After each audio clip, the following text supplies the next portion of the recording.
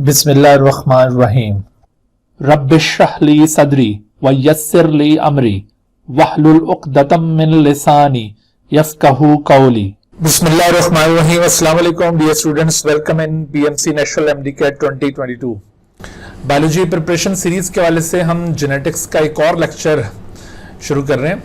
Overall ये lecture number 46 है और इसमें हम जेनेटिक्स या इनहेरिटेंस का जो फोर्थ पोर्शन है उसको आज हम कवर करेंगे जी। तो आज का ये जो लेक्चर है इसके अंदर इनहेरिटेंस से रिलेटेड जिन टॉपिक्स को हमने कवर करना है उसमें gene linkage and crossing over बहुत ही इंपॉर्टेंट और कंसेप्चुअल टॉपिक है, इसको हम रिव्यू करेंगे। और जीन लिंकेज की जब बात की जा रही होती है तो एक और कॉन्सेप्ट अराइज होता है, दैट इज रिकॉम्बिनेशन फ्रीक्वेंसी। तो रिकॉम्बिनेशन फ्रीक्वेंसी और उसकी एप्लीकेशंस को भी इस लेक्चर के अंदर हम इंशाल्लाह शामिल करेंगे और इनसे रिलेटेड जो एमसीक्यूज एमडीकेट में पूछे जा सकते हैं उनसे भी हम वाकिफ होंगे। तो आइए लेक्चर का बाकायदा आगाज करते हैं। देखिए, जीन लिंकेज का कॉन्सेप्ट कुछ यूं है कि एक क्रोमोसोम के ऊपर एक से ज़्यादा जीन्स अगर प्रेजेंट हों, जैसे ये एक क्रोमोसोम डुप्लीकेटेड स्टेट में आपको दिखाया हुआ है जिसमें 2 क्रोमेटिड्स हैं, और अगर इसके ऊपर एक से ज़्यादा जीन्स मौजूद हैं, और यकीनन एक से ज़्यादा जीन्स मौजूद होते हैं किसी भी क्रोमोसोम के ऊपर, so this presence of more than one genes on the same chromosome is called gene linkage। इस आइडिया को जीन लिंकेज कहा जाता है। अगर ये मोर देन वन जीन्स की प्रेजेंस किसी ऑटोसोम के ऊपर हो तो इसे ऑटोसोमल लिंकेज कहा जाएगा, और अगर ये किसी सेक्स क्रोमोसोम यानी एक्स या वाई क्रोमोसोम के ऊपर मोर देन वन जीन्स की प्रेजेंस हो तो इसे सेक्स लिंकेज कहा जाएगा, क्योंकि ये क्रोमोसोम्स की 2 टाइप्स होती है ना, autosomes and sex chromosomes.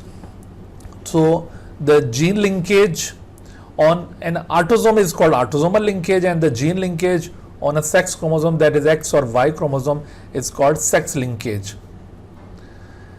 Gene linkage को डील करना क्यों जरूरी है? असल में जो लिंक्ड जीन्स होते हैं, यानी जीन लिंकेज में जितने भी जीन्स एक क्रोमोसोम के ऊपर मौजूद होंगे उनको दरअसल लिंक्ड जीन्स कहा जाएगा। All the genes which are present on the same chromosome are called linked genes. तो एक्चुअली लिंक्ड जीन्स का mode of inheritance non linked genes के मोड ऑफ इनहेरिटेंस से थोड़ा मुख्तलिफ होता है।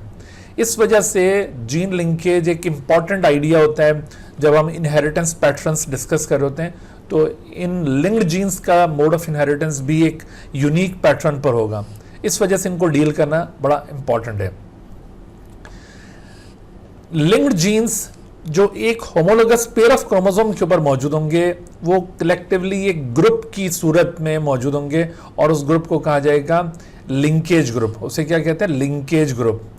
All the linked genes present on the same homologous pair of chromosome is called a linkage group.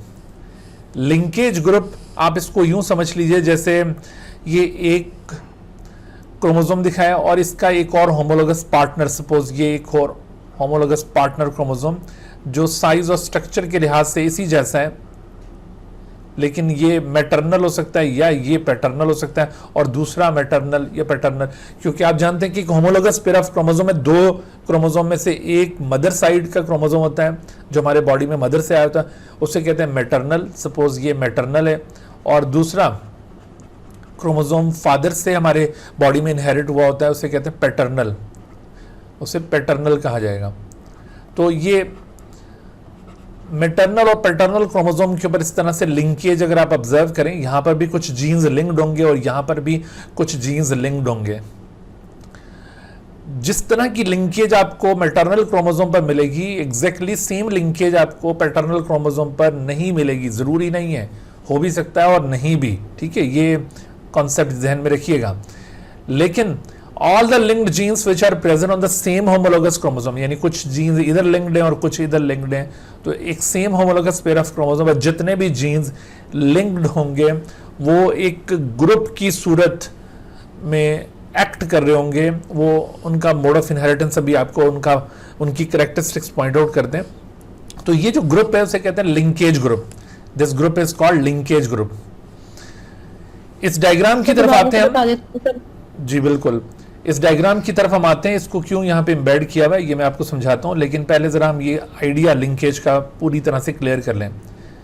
देखिए linkage group का idea दोबारा से लाइजा करें कि जैसे मैंने कहा कि ये पैटर्नल क्रोमोसोम है, इसके ऊपर कुछ जीन्स लिंक्ड हैं, और ये मैटरनल क्रोमोसोम है, इसके ऊपर भी कुछ जीन्स लिंक्ड हैं।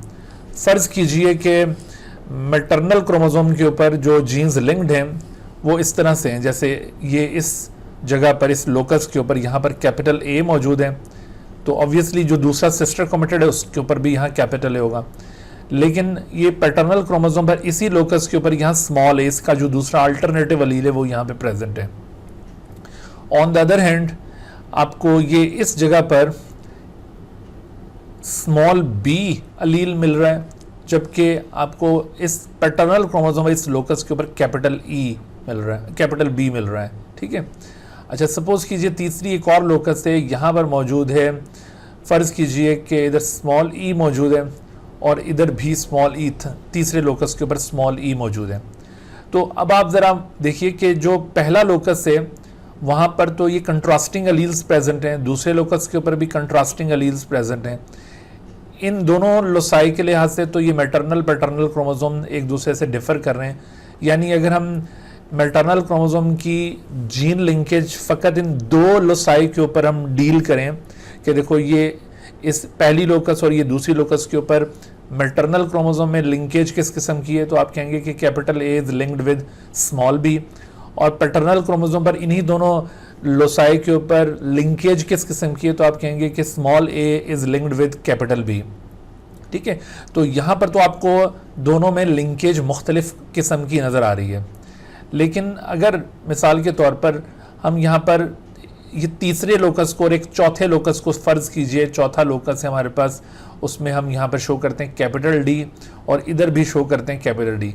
अगर हम ये थर्ड और फोर्थ लोसाए को दोनों क्रोमोसोम्स में कंपेयर करें तो यहाँ पर small E is linked with capital D और दूसरे पैटर्नल क्रोमोसोम के ऊपर भी small E is linked with capital D. तो आपने देखा कि ये जो तीसरा और चौथा लोकस था इनके ऊपर लिंकेज दोनों क्रोमोसोम्स में आइडेंटिकल है।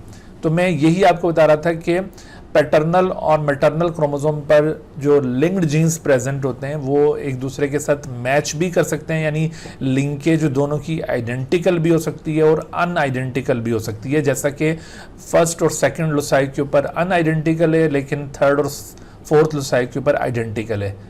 ठीक हो गया।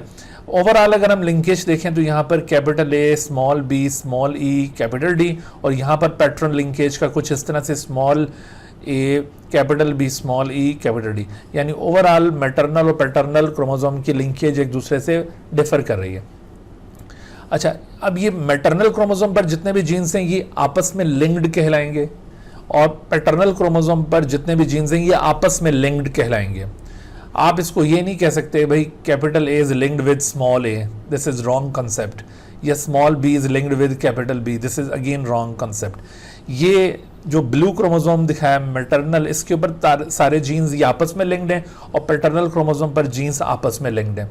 अब मैंने यहाँ पर जो लिंकेज ग्रुप का आइडिया आपको पॉइंट आउट किया वो क्या था, वो मैंने ये कहा था कि एक होमोलोगस पेयर, जैसे ये मैटरनल पैटर्नल क्रोमोसोम मिलकर एक होमोलोगस पेयर को कंस्टिट्यूट करते हैं, तो एक होमोलोगस पेयर ऑफ क्रोमोसोम के ऊपर जितने भी लिंक्ड जीन्स होंगे, यानी एक लिंकेज का सेट ये रहा और दूसरा लिंकेज का सेट ये रहा, तो ये जितने भी लिंक्ड जीन्स एक होमोलोगस पेयर ऑफ क्रोमोसोम पर पाए जाएंगे वो कलेक्टिवली एक ग्रुप की सूरत एक्ट कर रहे होते हैं। ग्रुप की सूरत कैसे एक्ट करते हैं मैं आगे चलकर इसकी वजाहत करता हूं, ठीक है।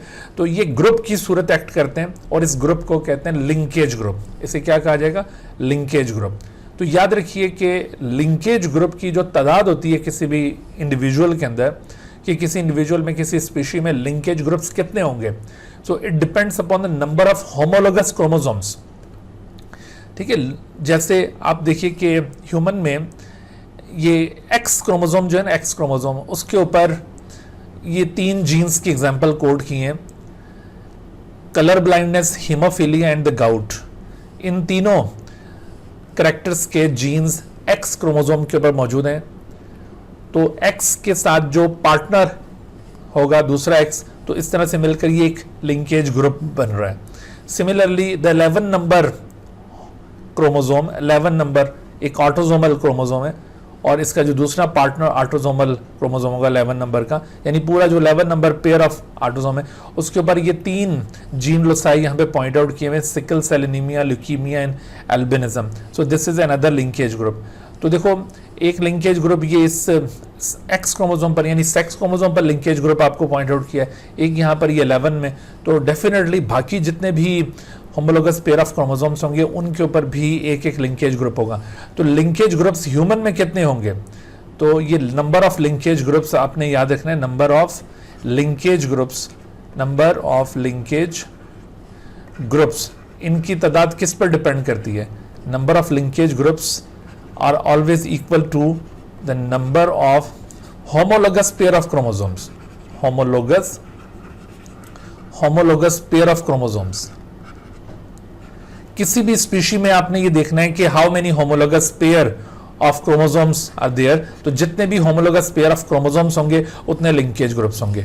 For example in case of human आप लिंकेज ग्रुप्स की तादाद बताइए कितनी हो सकती है ह्यूमन में? शाबाश, how many linkage groups will be present in the human body? 46 या 23? 23 लिंकेज ग्रुप्स यहाँ पे मौजूद होंगे। और इसी तरह से अगर मैं आपको कहता हूं कि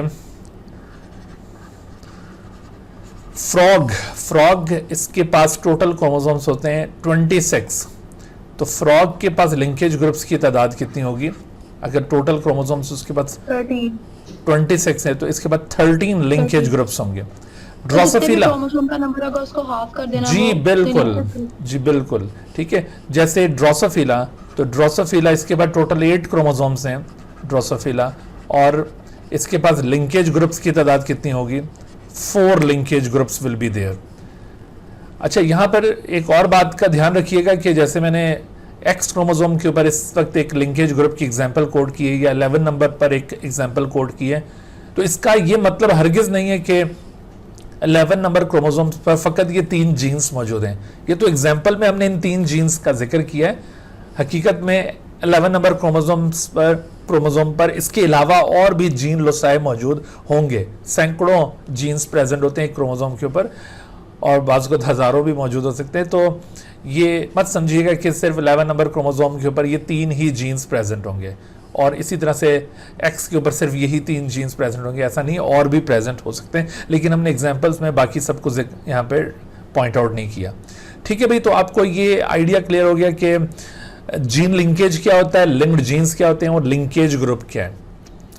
अच्छा, अब जरा आइए ये जो चीज़ थी जीन लिंकेज, इसको पॉइंट आउट कैसे किया? तो इसको पॉइंट आउट किया असल में जीन लिंकेज, ये मॉर्गन की स्टडीज से ही हमें जीन लिंकेज का आइडिया मिलता है। Gene linkage was proposed by the Morgan, TH. Morgan. ये ग्रेगर जॉन मेंडल के बाद बड़ा फेमस साइंटिस्ट गुजरा है, जेनेटिसिस्ट गुजरा है। उसने ड्रोसोफिला के ऊपर बहुत सारे एक्सपेरिमेंट परफॉर्म किए थे और कई एक ट्रेड स्टडी की है। अप्रॉक्सीमेटली कोई 85 traits in Drosophila were studied by the Morgan. और मेंडल ने पी प्लांट पर कितने ट्रेड स्टडी किए थे? 14 नहीं भाई, 7 pair of traits, 7 contrasting pair of traits. हाँ, 14 फिनोटाइप्स उसकी कह सकते हैं, ठीक है। जबकि इसने 85 different contrasting pair of traits study किए थे ड्रोसोफिला के ऊपर। तो ड्रोसोफिला में during the study of some traits, जैसे कि उसने ये grey body versus black body, ये बॉडी कलर है, ठीक है। One of the trait was the body colour and the other trait was the long wing versus vestigial wing, यानी shape of the wing. तो ये 2 ट्रेड्स को जब वो स्टडी कर रहा था, शेप ऑफ विंग्स के लिहाज से ये जो लॉन्ग विंग है ये डोमिनेंट है over the vestigial wing. Vestigial wing का मतलब है रिड्यूस्ड विंग। जैसे आप देख रहे हैं इस फ्लाई के विंग्स बहुत छोटे छोटे हैं, बट इस फ्लाई के विंग्स आप देखें तो लॉन्ग विंग्स हैं, बड़े बड़े। तो जो भी वेस्टिजियल विंग्स रखने वाली फ्लाई होती है उनके विंग्स छोटे छोटे होंगे, लेकिन लॉन्ग विंग्स इसकी एक अल्टरनेटिव फॉर्म है जिसमें विंग्स बड़े होते हैं। तो shape of the wings as well as the body colour, तो इन ट्रेड्स के हवाले से जब उसने एक्सपेरिमेंट परफॉर्म किया तो तो एक डबल हेट्रोजाइगस इंडिविजुअल को जो कि हकीकत में एक F1 इंडिविजुअल होता है, आपको याद है ना, जब हम P1 जनरेशन को क्रॉस करते हैं तो ऐसी सूरत में जो जनरेशन आती है वो F1 होती है और F1 हाइब्रिड होता है। तो this is actually a dihybrid individual. What is this? This is actually a dihybrid individual. So इस डाई हाइब्रिड इंडिविजुअल को जब उसने इसके रिसेसिव पेरेंट से क्रॉस किया, तो ऐसे क्रॉस को क्या कहते हैं जिसमें हम एक हाइब्रिड इंडिविजुअल को उसके रिसेसिव पेरेंट से क्रॉस करते हैं? So this yes, this is actually the test cross. ठीक है, this is dihybrid test cross. तो ये एक किस्म का टेस्ट क्रॉस है। जब उसने ये इस तरह का टेस्ट क्रॉस परफॉर्म किया तो असूली तौर पर इस तरह के टेस्ट क्रॉस में रिजल्ट ये आना चाहिए कि तमाम फिनोटाइप्स इक्वल प्रोपोर्शंस में आनी चाहिए। असूली तौर पर इसका रिजल्ट ये होना चाहिए। इसमें देखिए, जब यूं टेस्ट क्रॉस परफॉर्म किया जाएगा तो some of the parental types will be produce and some of the recombinant types will be produce, और आइडियली ये चारों जो हैं इक्वल प्रोपोर्शंस में आने चाहिए। लेकिन यहां पर ऐसा ना हुआ, बल्कि ये पेरेंटल टाइप्स का प्रोपोर्शन आप देख रहे हैं कि आउट ऑफ टोटल ये 965 है और ये 944 है, और जबकि टोटल थे ये 2300, उसमें से 965 और 944, जबकि रिकॉम्बिनेंट टाइप्स का नंबर एक्सट्रीमली लो है इनके मुकाबले में, 206 और 185। तो इस तरह रिकॉम्बिनेंट्स का प्रोपोर्शन रिड्यूस हो गया, पेरेंटल टाइप्स का प्रोपोर्शन ज्यादा हो गया, हालांकि यहां पर होना यह चाहिए था कि इक्वल प्रोपोर्शंस में आते। तो जब ये रिजल्ट इस तरह डिविएट हुआ तो इन्होंने अंदाजा लगाया कि ऐसा क्यों हुआ है, और इसी तरह की और ऑब्जर्वेशंस जब इन्होंने रिकॉर्ड की तो फाइनली इन्होंने ये कंक्लूड किया, क्योंकि इससे पहले ये डिटरमिन कर चुके थे कि genes are present on the chromosome. ये जो कारनामा है ना कि जीन्स क्रोमोसोम पर मौजूद होते हैं, इसको कहते हैं क्रोमोसोम थ्योरी ऑफ इनहेरिटेंस, कि genes are present on chromosome and chromosome carry them from one generation to the next. This idea is called chromosome theory of inheritance and it was proposed by the Morgan ने ही इसको साबित किया था। हालांकि idea बहुत पहले से आ चुका था, तो मॉर्गन अपनी प्रीवियस स्टडीज में ये बात साबित कर चुका था, ये डिटरमाइन कर चुका था कि genes are present on the chromosome. और फिर जब ये इस तरह की ऑब्जर्वेशंस उसके सामने आई तो उसने कहा कि भाई जीन्स क्रोमोसोम पर मौजूद होते हैं, लेकिन एक से ज्यादा मौजूद होते हैं, और जब वो एक से ज्यादा मौजूद होंगे तो उनके अंदर फिर इस तरह से इनहेरिटेंस में ये प्रॉब्लम भी आएगा। तो इस प्रॉब्लम को उसने नाम दिया जीन लिंकेज, कि यहां पर असल में लिंकेज की वजह से ये रिजल्ट डेविएट कर रहा है। ठीक है, ये भी मैं आपको तरीका बताता हूं कि ये कैसे सॉल्व करते हैं। ठीक है, ये भी आगे रिकॉम्बिनेशन फ्रीक्वेंसी का आइडिया मैं आपको एक्सप्लेन करूंगा, फिर आपको ये चीज़ समझाऊंगा। तो इसमें देखो ये इसकी एक्सप्लेनेशन यहाँ पे प्रोवाइड की है कि ये ऐसा कैसे हुआ है। तो देखो एक्सप्लेनेशन ऐसे है कि मिसाल के तौर पर ये जो डाई हाइब्रिड इंडिविजुअल था, सपोज कीजिए ये फीमेल है और ये जो इंडिविजुअल था ये मेल है।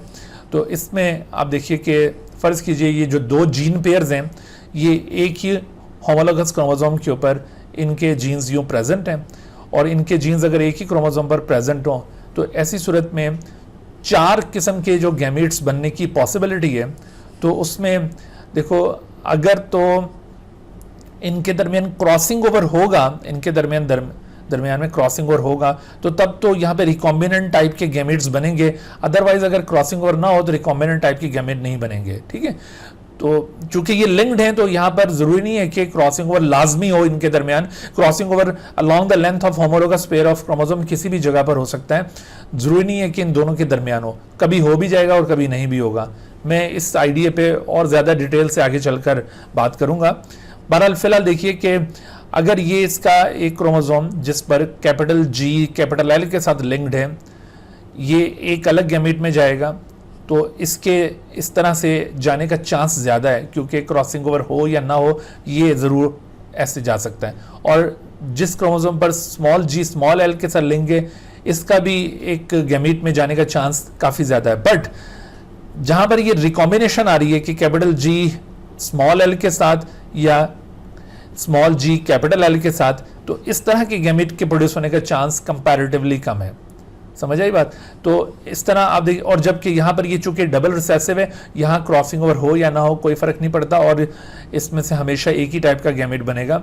अब इसमें चूंकि तादाद पेरेंटल टाइप के गैमेट्स की ज़्यादा और रिकॉम्बिनेंट्स की कम है, तो इसी वजह से यहाँ पर जो पेरेंटल टाइप इंडिविजुअल्स हैं ये वाले, उनकी तादाद ज़्यादा और रिकॉम्बिनेंट टाइप के इंडिविजुअल्स की तादाद कम आई है। ठीक है, तो ये लिंकेज का इफेक्ट था जिसकी वजह से प्रोपोर्शंस डिविएट कर रहे थे। अदरवाइज अगर यहाँ पे लिंकेज का इफेक्ट ना होता तो यूं रिजल्ट क्या आता, 1:1:1:1:1 इक्वल प्रोपोर्शन में ऐसा रिजल्ट आता। ठीक है भाई, अब जरा इस बात, ये जो रिसेसिव है सर, डबल रिसेसिव, आपने इसको क्यों नहीं, आपने कहा ये बिल्कुल वैसे ही रहेगा, ये इनमें लिंकेज नहीं होगी सर, ऐसा क्यों होता है? ऐसा क्यों होगा?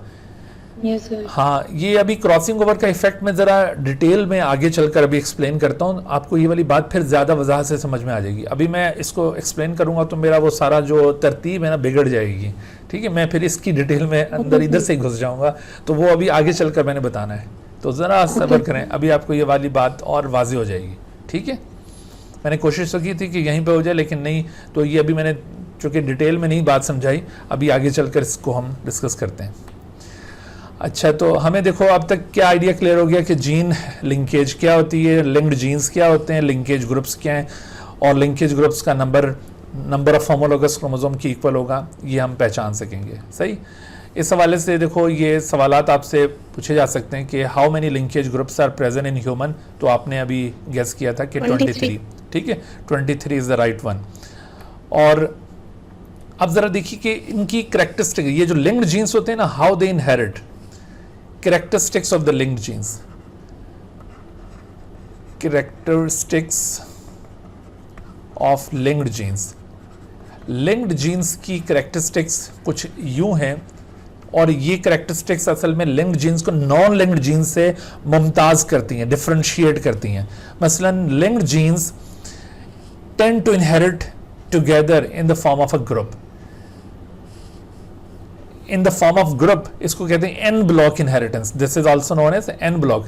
एन ब्लॉक इनहेरिटेंस का मतलब यही है, जो पहली स्टेटमेंट है कि they tend to inherit together in the form of group, यानी हमेशा इनकी कोशिश होती है कि ये एक साथ एक ग्रुप में ही इनहेरिट करें। मसलन जैसे अभी मैंने ये आपको यहाँ पर लिंकेज ग्रुप्स की एग्जांपल्स दी थी ना, कि अगर किसी शख्स के अंदर कलर ब्लाइंडनेस, हीमोफीलिया और गाउट, ये तीनों डिसऑर्डर्स मौजूद हैं, तो अगली जनरेशन में भी तीनों डिसऑर्डर्स के आने का चांस बहुत ज़्यादा है, क्योंकि इनकी कोशिश होगी इन तीनों जीन्स की कि ये इकट्ठे इनहेरिट करें। तो इसको कहते हैं इन ब्लॉक इनहेरिटेंस, यानी इनमें लिंकेज टूटने का चांस कम होता है। जो लिंक्ड जीन्स होते हैं वो लिंक्ड ही आगे पास करने की कोशिश करते हैं, उनके दरमियान लिंकेज के ब्रेक होने का या रिकॉम्बिनेशन आने का चांस कम होता है। ठीक है, तो ये आपने दोनों कैरेक्टरिस्टिक्स याद रखनी है कि they tend to inherit together in the form of group, और इन अदर वर्ड्स ये एक टर्म है एन ब्लॉक इनहेरिटेंस, ये एन ब्लॉक इनहेरिटेंस शो करते हैं। एन ब्लॉक का मतलब ये के नहीं आएगा यहाँ पर, BLOC, तो एन ब्लॉक इनहेरिटेंस का मतलब भी यही होता है कि they tend to inherit together in the form of group. अच्छा, और इनके अंदर देखो यूजुअली शो नो रिकॉम्बिनेशन, जैसे मैंने कहा कि अगर वो एज इट इज पास करेंगे, जैसे पेरेंट के अंदर उनकी कॉम्बिनेशन थी, उनकी लिंकेज थी, और आगे भी वैसी ही लिंकेज आएगी, तो इसका मतलब है कि रिकॉम्बिनेशन तो कोई नहीं आएगी। रिकॉम्बिनेशन का तो मतलब होता है कि अगर जो पेरेंटल कैरेक्टरिस्टिक्स हैं उसमें कोई शफलिंग हो जाए, तो यहाँ शफलिंग नहीं होगी। जो मैटरनल क्रोमोसोम पर लिंकेज है वो एज इट इज पास करेगी, जो पैटर्नल क्रोमोसोम पर लिंकेज है वो एज इट इज पास करेगी, तो there will be no recombination. Generally ऐसा हो रहा है, ये बात जहन में रहे। आप इसमें ये कंडीशन फिक्स नहीं कर सकते कि हमेशा लिंक्ड जीन्स रिकॉम्बिनेशन शो नहीं करती। ठीक है, usually they show no recombinations, some time हो भी सकती है, कैसे हो सकती है उसके ऊपर हम आगे अभी बात करेंगे। ठीक है, और इसी तरह से देखो, चूंकि रिकॉम्बिनेशंस इनमें नहीं आएंगी, तो usually they do not follow the law of independent assortment. जो इंडिपेंडेंट असॉर्टमेंट का प्रिंसिपल है वो भी इन पे अप्लाई नहीं होगा। इंडिपेंडेंट असॉर्टमेंट का तो मतलब ही ये होता है कि भाई जो पेरेंट के अंदर अगर दो कंट्रास्टिंग पेयर ऑफ ट्रेड्स के जीन्स मौजूद हैं, तो गैमीट फॉर्मेशन में उनके अंदर इंडिपेंडेंट असॉर्टमेंट होगी, वो बिल्कुल इस तरह से इजीली शफल कर सकते हैं। तो वो इंडिपेंडेंट असॉर्टमेंट तो बिल्कुल इसके अपोजिट फेनोमेनॉन है। तो इसका मतलब है कि अगर रिकॉम्बिनेशन नहीं हो रही तो ये इंडिपेंडेंटली असॉर्ट भी नहीं करेंगे। क्लियर होगी बात? तो लिंक्ड जीन्स की ये जितनी भी प्रॉपर्टीज आपने ऑब्जर्व की, नॉन लिंक्ड जीन्स इसके बिल्कुल अपोजिट बिहेव करते हैं। नॉन लिंक्ड जीन्स ये एक साथ ग्रुप में इनहेरिट करने की कोशिश नहीं करते, ठीक है। नॉन लिंक्ड जीन्स में आपको एन ब्लॉक इनहेरिटेंस आमतौर पे दिखाई नहीं देती। Non linked jeans recombination show करते हैं, उनमें इंडिपेंडेंट असॉर्टमेंट होती है। तो ये सारी कैरेक्टरिस्टिक्स नॉन लिंक्ड जीन्स से बिल्कुल इनको डिफरेंशिएट कर रही हैं। तो यहाँ पर अक्सर सवाल पूछे जाते हैं इन कैरेक्टरिस्टिक्स के हवाले से कि लिंक्ड जीन्स का बिहेवियर कौन सा कैरेक्टर शो कर रहा है और कौन सा नहीं शो कर रहा, आपने इसको अच्छी तरह याद रखना है। लेकिन इधर एक और कॉन्सेप्ट याद रखिए, crossing over is a phenomenon which can break the linkage, which can alter the characteristics of the linked genes. ये जितनी भी linked genes की characteristics point out की हैं, these characteristics can be altered because of the crossing over. Crossing over ये meiosis में होने वाला एक event है, crossing over। ये कैसे linkage को affect करता है इसको हम अभी डिटेल में देखते हैं, ठीक है। तो crossing over का effect याद रखना है कि it can break the linkage, it can it can unblock the in block inheritance, यानी ये जो ग्रुप की फॉर्म में इनहेरिट करते हैं उसको ये तोड़ सकता है और रिकॉम्बिनेशन प्रोड्यूस कर सकता है। ये कैसे क्रॉसिंग ओवर, जी बेटा, कॉम्बिनेशन और क्रॉसिंग ओवर में क्या फर्क होता है? जी बिल्कुल, जी बिल्कुल, अभी समझ आ जाती है। अब जरा इसको देखिए, इस जगह पे अब जरा देखिए कि क्रॉसिंग ओवर कैसे इफेक्ट करेगा। क्रॉसिंग ओवर आप लोगों ने 9th-10th के अंदर ज़रूर पढ़ा होगा, और जो पंजाब वाले बच्चे हैं उन्होंने सेकेंड ईयर में सेल साइकिल जो पढ़ा है उसके अंदर मियोसिस पढ़ी है, तो उसके अंदर ज़रूर क्रॉसिंग ओवर पढ़ा होगा। Crossing over is the exchange of chromatid segments between non sister chromatids of homologous chromosome. ये देखो, ये होमोलोगस क्रोमोसोम दिखा है, ये ब्लैक क्रोमोसोम सपोज कर लीजिए कि ये पैटर्नल है और ये मैटरनल है, तो इस तरह से ये होमोलोगस पेयर ऑफ क्रोमोसोम। तो इसमें जो ये ब्लैक क्रोमोसोम का एक क्रोमेटिड और ये वाइट क्रोमोसोम का एक क्रोमेटिड, ये आपस में नॉन सिस्टर हैं।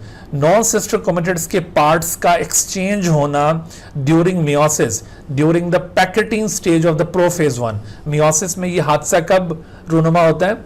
During pachytene stage of the prophase 1। Prophase 1 ये फर्स्ट मियोटिक डिवीजन का प्रोफेज है। प्रोफेज 1 में 5 सब स्टेजेस होती हैं, ठीक है। तो उसमें पैकेटिन स्टेज के दौरान क्रॉसिंग ओवर एक्चुअली होता है, और उस क्रॉसिंग ओवर के दौरान ये नॉन सिस्टर क्रोमेटिड्स के पार्ट्स एक्सचेंज हो जाते हैं। तो इस क्रॉसिंग ओवर की वजह से लिंकेज हमने कहा ब्रेक होती है। कैसे ब्रेक होती है जरा इसको हमने अब गेस करना है। फर्ज कीजिए कि ये आपको एक केस में शो कर रहा हूं पहले, कि इस शख्स के अंदर ये जो जीनोटाइप था कैपिटल A स्मॉल a और कैपिटल B स्मॉल b, ये जीनोटाइप इस तरह से इस होमोलोगस क्रोमोसोम के ऊपर अरेंज है कि ये जो पहला जीन पेयर है ये इस लोकस के ऊपर मौजूद है, लोकस 1, और दूसरा जीन पेयर ये दूसरे लोकस के ऊपर मौजूद है। लेकिन हमने यहाँ पे शो किया है कि these two loci are very close to each other, इनके दरमियान डिस्टेंस बहुत कम है। They are very tightly linked, जितने इनके दरमियान डिस्टेंस कम होगा उतना ये टाइटली लिंक्ड तस्वर की जाएंगी। अच्छा, तो अगर ये इस तरह से दोनों लोसाई करीब करीब मौजूद हैं, तो इस वक्त अगर मैं आपसे पूछता हूँ कौन सा जीन किसके साथ लिंक्ड है, तो capital A is linked with capital B, ठीक है, और इस क्रोमेटिड पे भी ऐसा ही है, and small a is linked with small b। क्या हम इस वक्त ये कह सकते हैं कि small a is linked with capital B या capital A is linked with small b? ये नहीं कहा जा सकता, ठीक है। इस वक्त आपको लिंकेज का पैटर्न नजर आ रहा है यहाँ पे। अच्छा, अब जब मियोसिस होगी तो मियोसिस के दौरान मैंने जैसे कहा कि पैकेटिन स्टेज ऑफ प्रोफेज 1 में क्रॉसिंग ओवर होगा और नॉन सिस्टर क्रोमेटिड्स के पार्ट्स एक्सचेंज होंगे। क्रॉसिंग ओवर किस जगह पर होगा? क्रॉसिंग ओवर की पोजीशन फिक्स नहीं होती, ये ज़हनशीन कर लें। Crossing over along the length of the homologous pair of chromosome किसी भी जगह हो सकता है, और क्रॉसिंग ओवर सिर्फ एक जगह पे नहीं होता बल्कि एक से ज़्यादा जगहों पर भी हो सकता है। एक तो इसकी पोजीशन फिक्स नहीं है और इसका नंबर फिक्स नहीं है कि भाई ये इधर क्रॉसिंग ओवर होगा और इधर भी होगा और इधर भी होगा। तो ये एक से ज़्यादा दफ़ा भी क्रॉसिंग ओवर हो सकता है और किसी भी जगह पर ये क्रॉसिंग ओवर हो सकता है। अब चूंकि ये दो लिंक्ड जीन्स बहुत टाइटली लिंक्ड है, एक दूसरे के बहुत क्लोज हैं, तो मुमकिन है कि क्रॉसिंग ओवर इनके दरमियान ना हो पाए और कहीं साइड पे हो जाए। अगर ये क्रॉसिंग ओवर साइड पर कहीं हो गया है, इन दोनों के दरमियान में ना हुआ, तो एक किस्म का क्रॉसिंग ओवर नहीं हुआ, यानी हम इन दो जीन्स के पॉइंट ऑफ व्यू से अगर कहेंगे तो हम कहेंगे कि क्रॉसिंग ओवर नहीं हुआ। हालांकि क्रॉसिंग ओवर हो रहा है लेकिन कहीं साइड पे हो रहा है ना, तो साइड पे होना ना होना इसका बराबर है फॉर दीज टू जीन्स। मेरी बात समझ आ रही? इसके ऊपर और भी जीन्स होंगे, उनके लिए तो ये क्रॉसिंग ओवर लाजमी सिग्निफिकेंट होगा जो इस जगह पे पॉइंट आउट किया है। लेकिन चूंकि इन दो जीन्स के पॉइंट ऑफ व्यू से हम इस वक्त बात कर रहे हैं, तो चूंकि क्रॉसिंग ओवर इनके दरमियान नहीं हुआ तो हम कह रहे हैं कि क्रॉसिंग ओवर नहीं हुआ। समझ आई बात? तो अगर ये क्रॉसिंग ओवर इनके दरमियान नहीं होता, then what will be the result after meiosis, after the completion of meiosis? ये जो ब्लैक क्रोमेटिड था ये एज इट इज एक गैमेट में पास कर जाएगा और लिंकेज उस गैमेट में क्या जाएगी, कैपिटल ए कैपिटल बी, वही जो पेरेंट के अंदर लिंकेज थी वो आगे पास हो गई। दूसरा क्रोमेटिड भी एक गैमेट में पास कर जाएगा और उसमें भी लिंकेज यही कैपिटल ए कैपिटल बी पास कर जाएगी। This is again parental linkage, कोई फर्क नहीं पड़ा। ये वाइट क्रोमोसोम में स्मॉल ए स्मॉल बी, ये भी आगे गैमेट में पास कर जाएगा, तो अगेन वही पेरेंटल लिंकेज आगे पास कर रही है, कोई चेंज नहीं है। और ये ऐसे, यानी अगर दो लिंक्ड जीन्स के दरमियान क्रॉसिंग ओवर ना हो तो ऐसी सूरत में क्या लिंकेज ब्रेक हो पाएगी? तो आपने देखा नहीं हो पाएगी। ऐसा ही है ना कि लिंकेज ब्रेक नहीं हुई और as it is parental combinations pass कर गए ये गैमीट्स में, और गैमीट्स में अगर ये पास कर गए तो डेफिनेटली इन गैमीट्स से जो अगली जनरेशन बनेगी उनके अंदर भी ये लिंकेज पास कर जाएगी। इसको कहते हैं कि these genes tend to inherit together, या इनके अंदर ये एन ब्लॉक इनहेरिटेंस है, या इनमें लिंक ये रिकॉम्बिनेशन नहीं हुई है इनमें, और इनमें ये देखो इंडिपेंडेंट असॉर्टमेंट भी नहीं हुई अगर ये यहाँ पर इनके दरमियान क्रॉसिंग ओवर नहीं होता तो। लेकिन अब हम जरा दूसरा एक और केस देखते हैं, एक और पॉइंट ऑफ व्यू से सोचते हैं। फर्ज कीजिए कि ये जो दो जीन पेयर्स थे ये इस तरह से टाइटली लिंक नहीं थे। देखो एक तो पॉसिबिलिटी ये मैंने बताई है कि बहुत क्लोज मौजूद होते तो ये वाला इफेक्ट आना था, लेकिन फर्ज कीजिए कि अगर ये लिंक्ड जीन्स थोड़ा फासले पर मौजूद होते हैं और फासले पर मौजूद होने की वजह से इनके दरमियान इतनी जगह होती कि क्रॉसिंग ओवर यहाँ पर होने का चांस काफ़ी ज़्यादा होता। क्योंकि मैंने जैसे आपसे अर्ज किया था कि crossing over along the length of homologous pair of chromosome किसी भी जगह पे हो सकता है, उसकी पोजीशन फिक्स नहीं होती। तो अगर दो लिंक्ड जीन्स बहुत दूर दूर वाक़या हैं एक होमोलोगस पेयर ऑफ क्रोमोसोम पर, तो उनके दरमियान क्रॉसिंग ओवर होने के लिए इनफ ग्राउंड मौजूद है, तो इस वजह से क्रॉसिंग ओवर इनके दरमियान हो सकता है। सपोज कीजिए कि अब क्रॉसिंग ओवर इनके दरमियान हो रहा है, तो अगर क्रॉसिंग ओवर इनके दरमियान हो रहा है तो ऐसी सूरत में अब क्या होगा? ऐसी सूरत में देखो ये क्रोमेटिड जो क्रॉसिंग ओवर में इन्वॉल्व नहीं हुआ ये तो एज इट इज पास कर जाएगा। देखो जब क्रॉसिंग ओवर होता है ना तो जरूरी नहीं है कि उसके तमाम क्रोमेटिड्स ही इस तरह क्रॉसिंग ओवर शो कर रहे हो। जो non sister chromatid crossing over show करेंगे उनमें तो इस तरह से शफलिंग होगी, और जिन क्रोमेटिड्स में क्रॉसिंग ओवर नहीं हो पाएगा तो उनकी लिंकेज एज इट इज जाएगी। तो यहाँ पर देखो इस क्रोमेटिड की लिंकेज इंटैक्ट है, ये कैपिटल ए कैपिटल बी, यानी ये पेरेंटल कॉम्बिनेशन आपको आगे पास होता हुआ नजर आ रहा है। बट इधर क्रॉसिंग ओवर की वजह से capital A is now linked with small B, और ये अब क्रोमेटिड जिस गैमेट में जाएगा वहां पर ये वाली लिंकेज आ जाएगी कैपिटल ए स्मॉल बी, और ये पेरेंट से चूंकि मुख्तलिफ है इस वजह से इसको रिकॉम्बिनेंट कहेंगे। सिमिलरली ये दूसरा क्रोमेटिड स्मॉल ए अब लिंक हो गया कैपिटल बी के साथ, और जिस गैमेट के अंदर ये कॉम्बिनेशन जाएगा तो उसमें भी जाहिर है पेरेंट से मुख्तलिफ कॉम्बिनेशन आ रहा है, इसको भी रिकॉम्बिनेंट कहा जाएगा।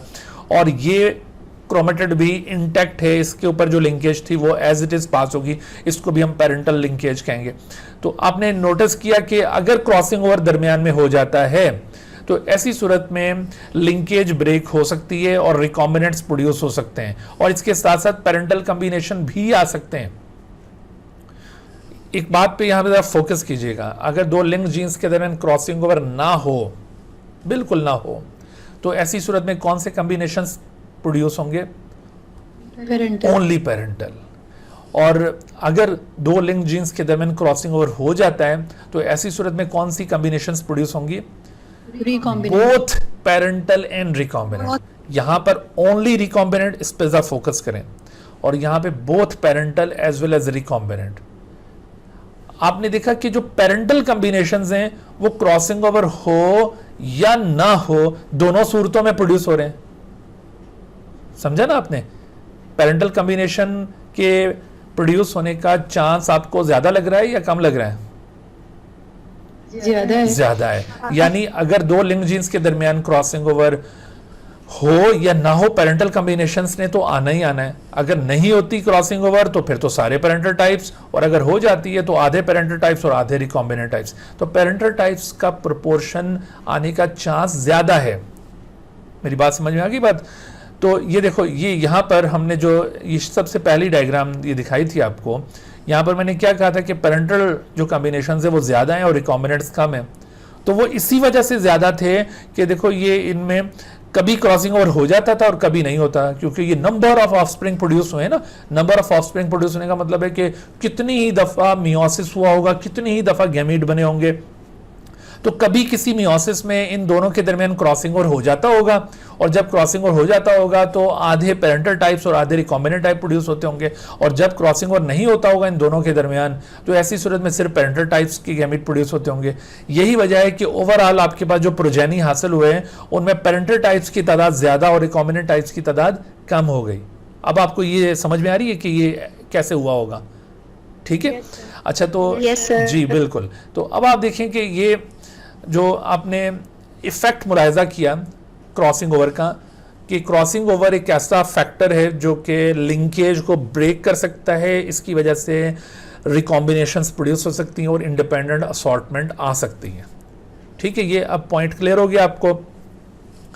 अच्छा, यहाँ पर अब मुझे इंडिपेंडेंट असॉर्टमेंट बता दें थोड़ी सी, मुझे वो थोड़ी कंफ्यूजन है इसमें। वो मेंडल्स वाले में मुझे पता है लेकिन थोड़ा सा यहाँ पे बता दें। इंडिपेंडेंट असॉर्टमेंट का मतलब ये होता है कि ये जो दो जीन पेयर्स हैं गैमीट्स के अंदर, इनकी अरेंजमेंट वो एक दूसरे के साथ इंडिपेंडेंट होगी। यानी इस पेयर का कोई भी अलील इस पेयर के किसी भी अलील के साथ असॉल्ट होने की सलाहियत रखता है। जैसे कि आपको यहाँ पे दिखाया कि कैपिटल ए कैपिटल बी के साथ भी असॉल्ट हुआ, कैपिटल ए स्मॉल बी के साथ भी असॉल्ट हुआ, स्मॉल ए कैपिटल बी के साथ भी और स्मॉल ए स्मॉल बी। इसको कहते हैं इंडिपेंडेंट असॉर्टमेंट। ठीक है, thank you ji. Thank you. तो इंडिपेंडेंट असॉर्टमेंट जो होती है ना, यहाँ पर देखो एक और आइडिया हमारे सामने क्लियर हो रहा है। इंडिपेंडेंट असॉर्टमेंट लिंक्ड जीन्स के केस में कंडीशनल है। कंडीशनल कैसे? कि अगर लिंक्ड जीन्स के दरमियान क्रॉसिंग ओवर होगा तो इंडिपेंडेंट असॉर्टमेंट होगी, अदरवाइज नहीं होगी। लेकिन जो नॉन लिंक्ड जीन्स होते हैं उनमें इंडिपेंडेंट असॉर्टमेंट होती ही है, उसमें कोई बीच में कंडीशन इन्वॉल्व नहीं है। Non linked jeans always assort independently. ये कॉन्सेप्ट यहाँ पे पॉइंट आउट कर देता हूँ मैं कि नॉन लिंक्ड जीन्स, जो नॉन लिंक्ड जीन्स होते हैं, non linked jeans always assort independently. ये हमेशा इंडिपेंडेंटली असॉर्ट करते हैं, ऑलवेज असॉर्ट इंडिपेंडेंटली। लेकिन लिंक्ड जीन्स की असॉर्टमेंट कंडीशनल है। लिंक्ड जीन्स किस सूरत असॉर्ट कर सकते हैं? if they have enough distance between them and the crossing over can occur between them, तो फिर तो उनमें इंडिपेंडेंट असॉर्टमेंट हो जाएगी। अगर वो टाइटली लिंक्ड हैं और उनमें क्रॉसिंग ओवर होने का चांस नहीं है बिल्कुल भी, तो ऐसी सूरत में इंडिपेंडेंट असॉर्टमेंट नहीं हो सकेगी। तो बाज़ कर हम ये कॉन्सेप्ट पूछते होते हैं कि which kind of genes can assort independently, तो उसमें आपने ये आइडिया याद रखना है कि non linked genes can assort independently always, but the linked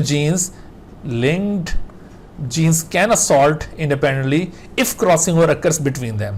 Linked genes can assault independently if crossing over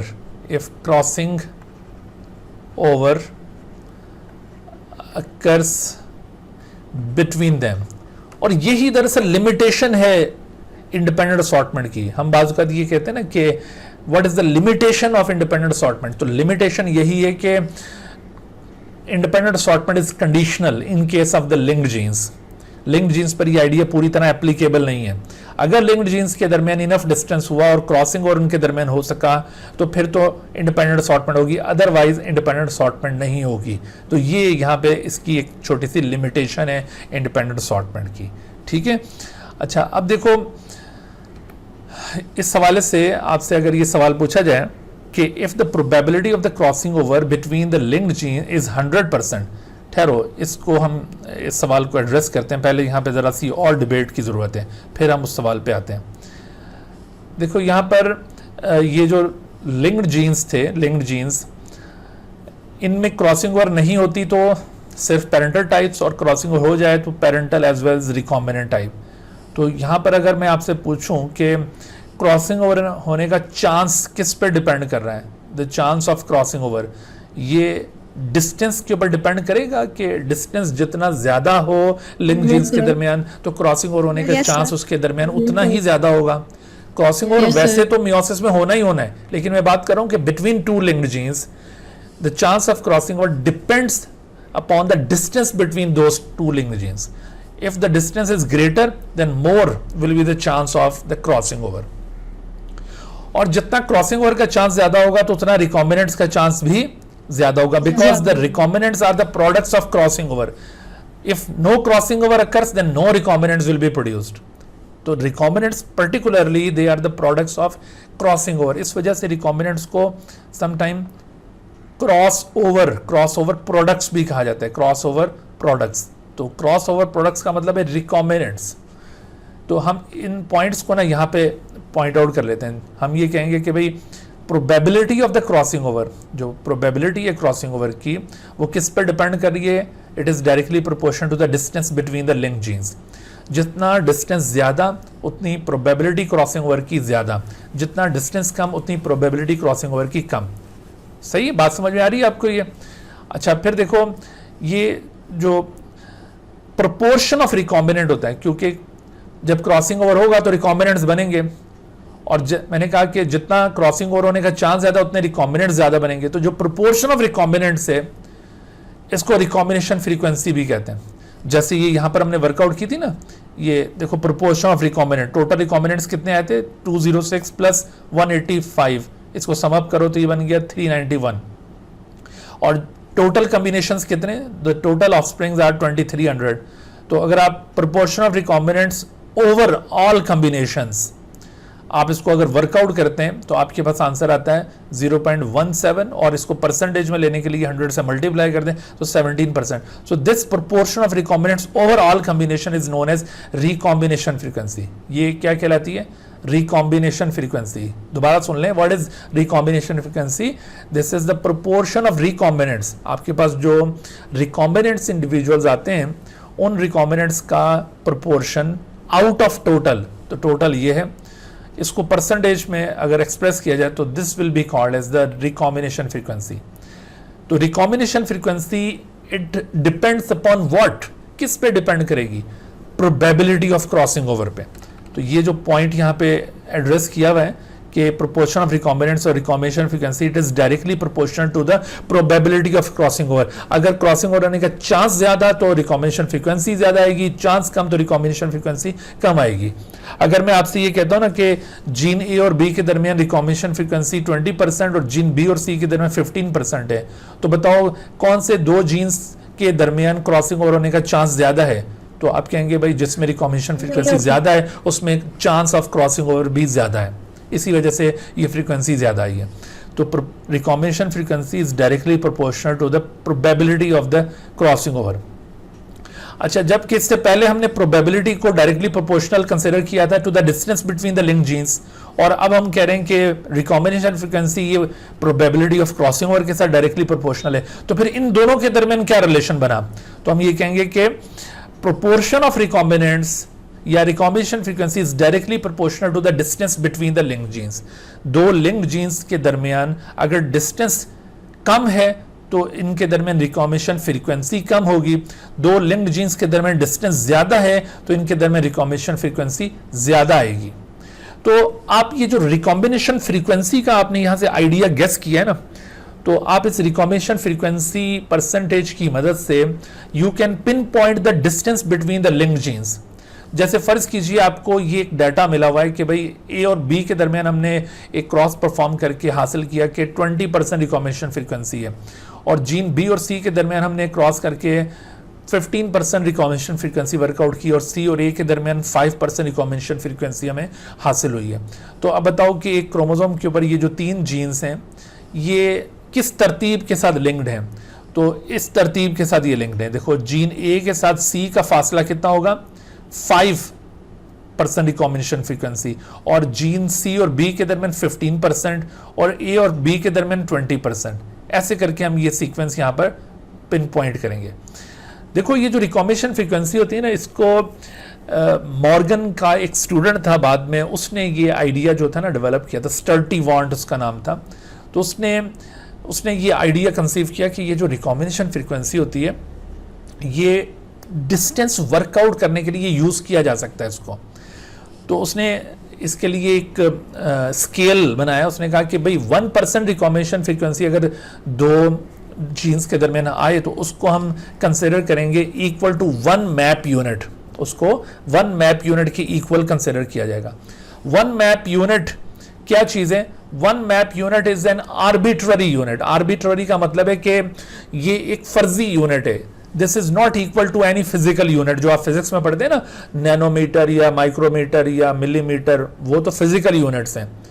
ये map unit it is not equal to any physical unit, it is an arbitrary unit. यानी हमने वैसे एक फर्जी unit बनाया हुआ है कि, और इसको इक्वल कंसिडर किया है रिकॉम्बिनेशन फ्रीक्वेंसी के साथ।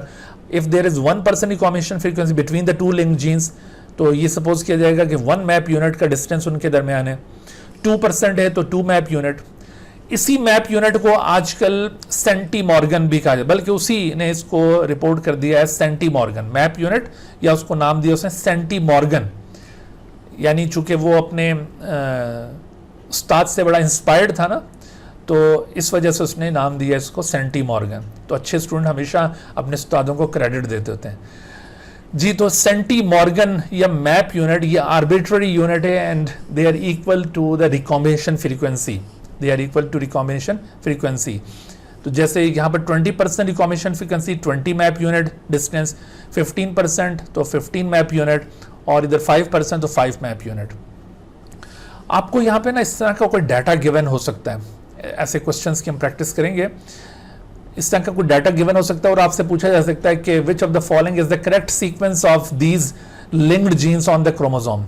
तो आपने फौरन से ये रिकॉम्बिनेशन फ्रीक्वेंसी को एनालाइज करते हुए इनके सीक्वेंस को पिन पॉइंट करना है। जैसा कि मैंने अभी आपको ये सीक्वेंस पिन पॉइंट करके दिखाया कि देखो इसका सीक्वेंस क्या होगा। ऑप्शन आपके पास थे ACB हो सकता है, या BAC हो सकता है, या CBA हो सकता है। तो आपने जब इनको एनालाइज किया तो आपके सामने आया कि ACB is the correct sequence. ACB भी इसको कह सकते हैं, या इसको BCA भी कह सकते हैं, BCA। लेकिन अदरवाइज बाकी ऑप्शंस जो हैं वो डिस्कार्ड हो जाएंगे। आप इसका जितना मर्जी हिसाब लगाएं, वो बाकी कोई भी सीक्वेंस यहाँ पे पॉसिबल नहीं होगा। ठीक है, ये बात क्लियर होगी आपको। तो अब देखो यहाँ पर एक और मैं आपको बात बताऊं, फिर इस क्वेश्चन पे आते हैं। फर्ज कीजिए कि क्रॉसिंग ओवर होने का जो चांस है वो 100% है। क्रॉसिंग ओवर होने का चांस 100% है। 100% का मतलब है कि when ever gamete formation occurs and always crossing over occurs between those two linked jeans. इसको कहते हैं 100% chance of the crossing over. जैसे यहाँ पर अगर सपोज करो कि 25 टाइम्स मियोसिस हुआ है, 25 टाइम्स मियोसिस इवेंट परफॉर्म हुआ, और इस 25 टाइम्स मियोसिस में एवरी टाइम क्रॉसिंग ओवर हुआ है। 25 टाइम्स मियोसिस, और यहाँ पर क्रॉसिंग ओवर का नंबर अगर आपको बताएं कि एवरी टाइम क्रॉसिंग ओवर हुआ है, every time crossing over occurs, हर दफ़ा, तो ऐसी सूरत में क्रॉसिंग ओवर होने का चांस कितना होगा? तो 25 times crossing over, 25 time meiosis में, तो 25/25 मतलब क्या हुआ इसका? 1, और 1 का मतलब क्या होता है? That is 100%। मेरी बात समझ में आई है आपको? कि फ़र्ज़ कीजिए कि 25 दफ़ा गैमीट की फॉर्मेशन हुई और वो 25 के 25 दफ़ा दरमियान में क्रॉसिंग ओवर भी हुआ, तो क्रॉसिंग ओवर होने का चांस कितना होगा? कि 25 टाइम्स क्रॉसिंग ओवर हुआ है 25 टाइम्स मियोसिस में, 25/25 इसका मतलब होगा 1, और 1 का मतलब होता है 100%। डेसिमल में 1 किसको कहते हैं? 100% को। ठीक है, तो अगर 100% क्रॉसिंग ओवर की प्रोबेबिलिटी हो तो रिकॉम्बिनेंट्स की प्रोबेबिलिटी कितनी होगी? तो रिकॉम्बिनेंट्स की प्रोबेबिलिटी कितनी होगी? देखो इसमें whenever crossing over occurs between the two linked genes, तो आपको 50% पेरेंटल और 50% रिकॉम्बिनेंट मिलते हैं। ऐसे ही अभी आपको दिखाया था ना कि देखो ये क्रॉसिंग ओवर हुआ तो पेरेंटल टाइप्स भी मिले और रिकॉम्बिनेंट भी, लेकिन अगर क्रॉसिंग ओवर ना होता तो फिर आपके सामने सिर्फ पेरेंटल टाइप्स आते हैं। तो अब देखो अगर ये 25 टाइम्स मियोसिस हुआ, फर्ज कीजिए एक मियोसिस में 4 गैमेट्स बन रहे हैं, 4 गैमेट्स, तो 25 दफा मियोसिस में कितने गैमेट बने होंगे भाई? 100 गैमेट्स। तो 100 गैमेट्स में से कितने पेरेंटल और कितने रिकॉम्बिनेंट होंगे? 50-50। तो अगर देखो क्रॉसिंग ओवर की प्रोबेबिलिटी 100% हो तो रिकॉम्बिनेंट्स की प्रोबेबिलिटी कितनी हो गई? रिकॉम्बिनेंट्स की प्रोबेबिलिटी विल बी 50%। ठीक है, 50% will be the probability of the recombinants. तो ये जो सवाल यहाँ पे हमने शो किया था ना, ये इसी तरह का देखो, if the probability of the crossing over between the linked jeans is 100%, what will be the recombination frequency between those linked genes? थोड़ा सा इसमें ट्विस्ट दिया है कि डायरेक्ट यहाँ पर वो रिकॉम्बिनेंट्स पूछने के रिकॉम्बिनेशन फ्रीक्वेंसी पूछ ली है, और मैंने अभी आपको समझाया था कि रिकॉम्बिनेशन फ्रीक्वेंसी इन्हीं रिकॉम्बिनेंट्स का प्रोपोर्शन होता है आउट ऑफ टोटल। तो अगर रिकॉम्बिनेंट्स 50% है तो रिकॉम्बिनेशन फ्रीक्वेंसी भी 50% है। ये कोई ऐसा अनोखी चीज़ नहीं है, ये उसी रिकॉम्बिनेंट्स को ही रिकॉम्बिनेशन फ्रीक्वेंसी कहा जाता है। तो अब देखो ये अगर क्रॉसिंग ओवर की प्रोबेबिलिटी 100% तो 50% होनी चाहिए। तो ऑप्शन दिए में equal to the probability of crossing over कभी भी इक्वल नहीं होगी। 1/2 of the probability of crossing over यकीनन, यानी 1/2 का मतलब है हाफ, तो हाफ होगी। This is the right answer. 1/4 of the probability of crossing over भी गलत है, and can not be predicted, ये भी गलत है। हम प्रिडिक्ट कर सकते हैं और आंसर आएगा बी। ठीक है भाई, तो इस तरह से इस सवाल को हल करना था हमें जी। अब एक और सवाल देखिए इस हवाले से कि which of the following is incorrect relationship. अभी जो मैंने रिलेशनशिप्स आपको समझाई थी, तो probability of crossing over depends upon the distance between linked jeans. क्या ये करेक्ट रिलेशन है? एब्सोल्युटली करेक्ट है। ये क्रॉसिंग ओवर की जो प्रोबेबिलिटी है वो डिपेंड कर रही होती है। अच्छा, और बी ऑप्शन में आप देखिए कि recombination frequency between linked jeans depends upon the probability of the crossing over between them. बिल्कुल, ये भी रिलेशनशिप बिल्कुल करेक्ट है। जितनी क्रॉसिंग ओवर की प्रोबेबिलिटी होगी, रिकॉम्बिनेशन फ्रीक्वेंसी की प्रोबेबिलिटी उसके साथ डायरेक्टली प्रोपोर्शनल होती है। And the distance between linked jeans depend upon the recombination frequency between linked jeans. ये जो डिस्टेंस है वो recombination frequency between linked genes के ऊपर डिपेंड कर रहा है। डिस्टेंस अगर रिकॉम्बिनेशन फ्रीक्वेंसी ज़्यादा है तो डिस्टेंस ज़्यादा होगा, और more recombination frequency between linked genes means less distance between them in the map unit. ये गलत है। बाकी सारे रिलेशनशिप बिल्कुल एब्सोल्युटली करेक्ट हैं। तो यहां पर आंसर ये आखिरी ऑप्शन बनेगा। अच्छा, अब ये रिकॉम्बिनेशन फ्रीक्वेंसी को हम वर्कआउट कैसे कर सकते हैं?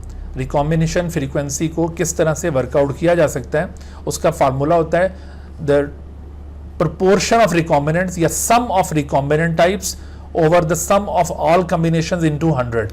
इस तरह से आप रिकॉम्बिनेशन फ्रीक्वेंसी को वर्कआउट कर सकते हैं।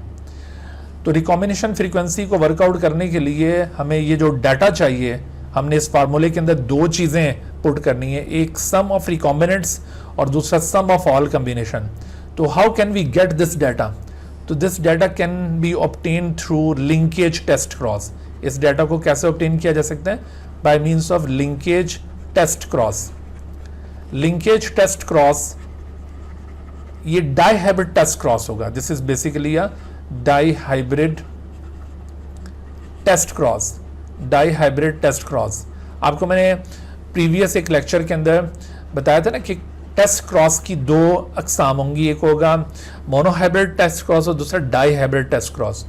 तो जो मोनोहाइब्रिड टेस्ट क्रॉस होता है उसको तो हम यूज करते हैं in order to identify the homozygous और heterozygous nature of dominant individual. जो फिनोटिपिकली डोमिनेंट होता है उसकी होमोजाइगस या हेट्रोजाइगस नेचर को वर्कआउट करने के लिए मोनोहाइब्रिड टेस्ट क्रॉस परफॉर्म किया जाता है। But the dihybrid test cross उसकी एप्लीकेशन डिफरेंट है। मैंने उस वक्त कहा था कि हम आगे चलकर इसको डिस्कस करेंगे और ये वो वक्त है अब इसको समझने का। डाईहाइब्रिड टेस्ट क्रॉस इसको दरअसल यूज किया जाता है लिंकेज टेस्ट करने के लिए, लिंकेज आइडेंटिफाई करने के लिए इसको यूज किया जाता है। लिंकेज आइडेंटिफाई करने के लिए इसको कैसे यूज किया जाता है, और इसके जरिए हम ये जो डाटा था इस रिकॉम्बिनेशन फ्रीक्वेंसी का वो भी ऑब्टेन कर पाएंगे। तो लिंकेज टेस्ट करने के लिए इसको कैसे यूज किया जाएगा, जरा इस बात को पहले समझ लीजिए। देखो ये जो लिंकेज आपको मैंने पॉइंट आउट की ना, ये लिंकेज दो किस्म की है। Linkage is actually of two different types. Linkage ये दो किस्म की होती है।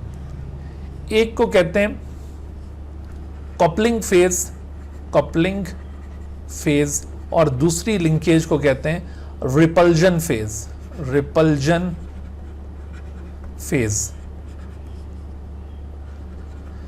कपलिंग फेज और रिपल्जन फेज टाइप की लिंकेज में फर्क क्या है? फर्क ये है, मिसाल के तौर पर जैसे मैं आपसे ये पूछता हूं कि ये एक जीनोटाइप है, फर्ज कीजिए this is a genotype, capital A, capital small A और कैपिटल बी स्मॉल बी, ये जीनोटाइप है। Capital A small A, capital B small B. अगर आप इस जीनोटाइप को क्रोमोसोम्स के ऊपर प्लेस करें तो बताइए इनकी लिंकेज किस किस्म की है? कैपिटल ए कैपिटल बी के साथ लिंक है या स्मॉल बी के साथ लिंक है? क्या आप इस सूरत में इसको बता सकते हैं कि लिंकेज किस किस्म की इनके अंदर?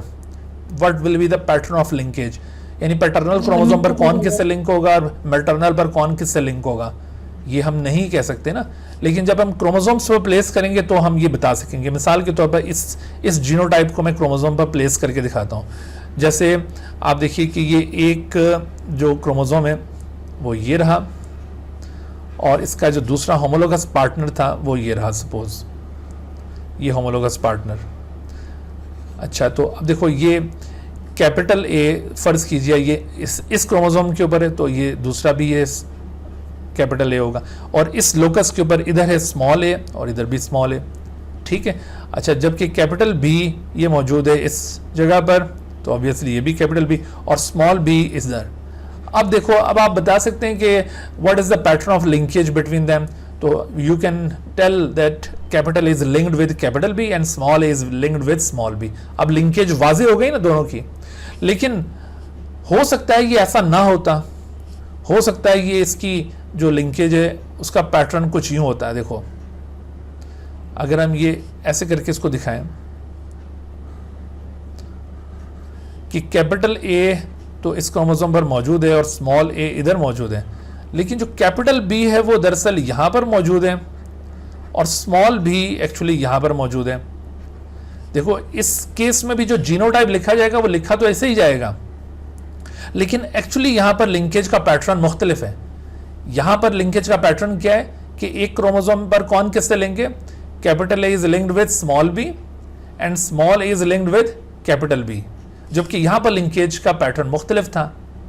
तो आपने गौर किया कि लिंकेज दो डिफरेंट वे में हो सकती है, यानी समटाइम एक डोमिनेंट जीन दूसरे डोमिनेंट जीन के साथ लिंक होता है एक क्रोमोसोम पर, और रिसेसिव के साथ लिंक होता है दूसरे क्रोमोसोम पर, और सम टाइम एक डोमिनेंट दूसरे रिसेसिव के साथ लिंक होता है एक क्रोमोसोम पर, और एक रिसेसिव दूसरे डोमिनेंट के साथ लिंक होता है दूसरे क्रोमोसोम पर। आपको दोनों लिंकेज के पैटर्न्स में डिफरेंस नजर आ रहा है? यही चीज ये कहलाती है coupling phase and the repulsion phase, यानी when both the dominant genes and both the recessive genes are linked with each other, यानी डोमिनेंट आपस में लिंक्ड एंड रिसेसिव आपस में लिंक्ड, ये कपलिंग फेज कहलाएगा। और रिपल्जन फेज क्या है? जब एक डोमिनेंट रिसेसिव के साथ और एक रिसेसिव डोमिनेंट के साथ लिंक हो तो ये रिपल्जन फेज कहलाएगा।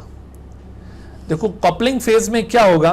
कपलिंग फेज की जो लिंकेज होती है उसमें ये डोमिनेंट जीन आगे इसके इनहेरिट होने का चांस ज्यादा होगा, डोमिनेंट जीन के इनहेरिट होने का चांस ज्यादा होगा।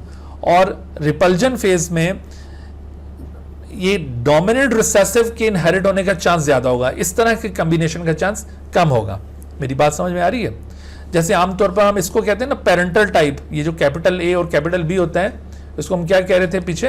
पेरेंटल टाइप, और जहां पर कैपिटल स्मॉल बी था वो उसे हम रिकॉम्बिनेंट टाइप कह रहे थे। तो इस तरह की जो लिंकेज होगी कपलिंग फेज की लिंकेज, इसमें कौन से गैमीट्स के आने का चांस ज्यादा होगा? Parental type gametes.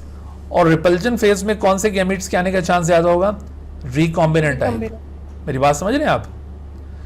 अच्छा, फर्ज कीजिए हम ये लिंकेज टेस्ट क्रॉस परफॉर्म करते हैं, यानी एक टेस्ट क्रॉस परफॉर्म करते हैं। टेस्ट क्रॉस में हमने एक डाई हाइब्रिड इंडिविजुअल को एक रिसेसिव, डबल रिसेसिव के साथ क्रॉस करना है।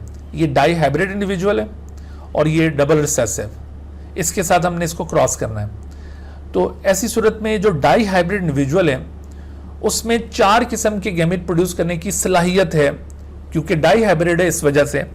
लेकिन चूंकि इसमें ये जो दोनों जीन पेयर्स हैं वो लिंक्ड हैं, तो इनके अंदर जो इंडिपेंडेंट असॉर्टमेंट होगी वो कंडीशनल होगी। अगर क्रॉसिंग ओवर होगा तो इंडिपेंडेंट ये सॉर्ट करेंगे, अदरवाइज नहीं करेंगे। ऐसा ही है ना। तो अगर तो यहां पर देखो ये नॉन लिंक्ड जीन्स होते हैं फिर तो इक्वल प्रोपोर्शन में ये चारों आने चाहिए थे, लेकिन लिंक्ड जीन्स में ये चारों इक्वल प्रोपोर्शन में नहीं आएंगे। पेरेंटल टाइप्स और रिकॉम्बिनेंट टाइप के गैमेट्स का जो प्रोपोर्शन है वो डिफर करेगा। ऐसा ही है।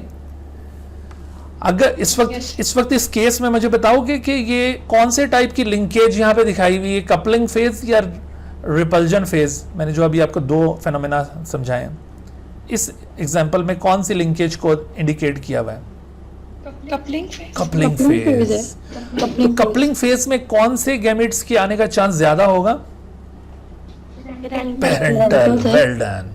ये बस आपने इस बात को ज़हन नशीन कर लेना है कि कपलिंग फेज में chance of parental is greater, chance of parental gametes is more, जबकि इस केस में chance of recombinants is more. तो यहां पर जो कि ये पेरेंटल ये कपलिंग फेज दिखा है, तो पेरेंटल टाइप की गैमेट्स यहां पर ज्यादा आए और रिकॉम्बिनेंट टाइप की गैमेट्स कम आए, क्योंकि क्रॉसिंग ओवर पर डिपेंड कर रहा था। क्रॉसिंग ओवर होता था तो ऐसी सूरत में रिकॉम्बिनेशन आती थी, अदरवाइज नहीं। तो पेरेंटल टाइप्स यहां पर ज्यादा और रिकॉम्बिनेंट टाइप्स कम हो गए, जिसकी वजह से बराबर है जी।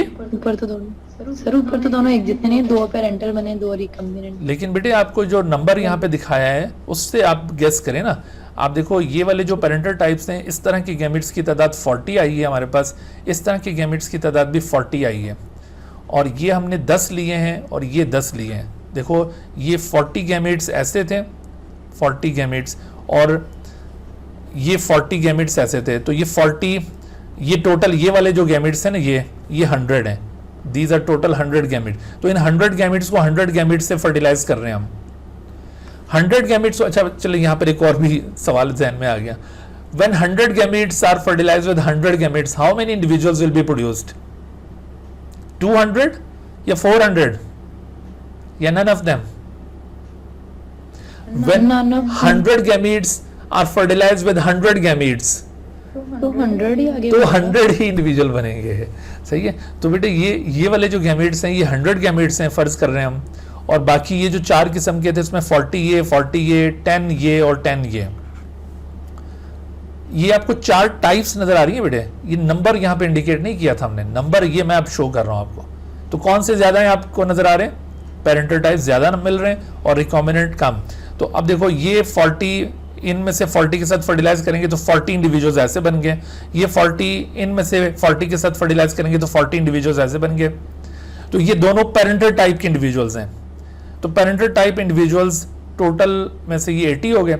अच्छा ये 10 बकाया 10 में से फर्टिलाइज करके ये 10 रिकॉम्बिनेंट्स बनाएंगे, और ये 10 इससे फर्टिलाइज करके 10 रिकॉम्बिनेंट्स बनाएंगे। तो अब आपके पास देखो ये 10 + 10 20 रिकॉम्बिनेंट्स और 80 पेरेंटल। तो आप अगर वो रिकॉम्बिनेशन फ्रीक्वेंसी कैलकुलेट करना चाहें तो रिकॉम्बिनेंट टाइप्स का प्रोपोर्शन टोटल के साथ यूँ डिवाइड कर दें और 100 से मल्टीप्लाई करके आप ये फ्रीक्वेंसी कैलकुलेट कर सकते हैं। ठीक है, यूँ कैलकुलेशन होगी। तो ये तरीका होता है रिकॉम्बिनेशन फ्रीक्वेंसी कैलकुलेट करने का। लेकिन यहाँ पर देखो मैंने एक और चीज़ जो समझानी है उस पर फोकस करना है अपने। रिकॉम्बिनेशन फ्रीक्वेंसी तो हमें मिल गई, पता चल गया ऐसे मिलेगी, लेकिन सवाल ये पैदा होता है कि लिंकेज यहाँ पर मौजूद है या नहीं है, और कौन सी टाइप की लिंकेज है ये भी हमें पता चल सकता है। वो कैसे पता चलेगा?